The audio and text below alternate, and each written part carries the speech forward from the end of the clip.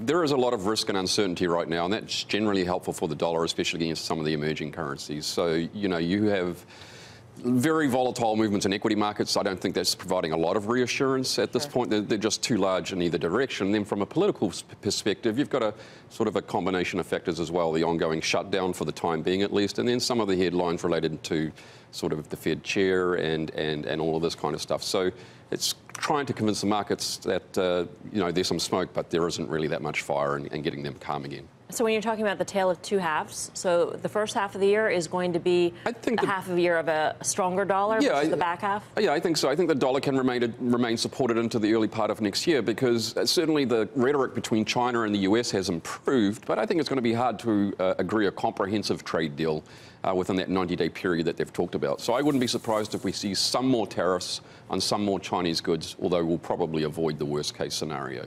You think there's going to be G10 strength against the dollar, but EM weakness, is that right? Over time, yes. And, as we get towards the end of the year, and one G10 strength, and I sort of defer to your insights and knowledge here in terms of Brexit, but we do think that, when the Brexit vote comes around in January, for example, that a deal quite close to what's already being discussed will be approved. And so that'll be helpful for the pound as we go through the early part of the year.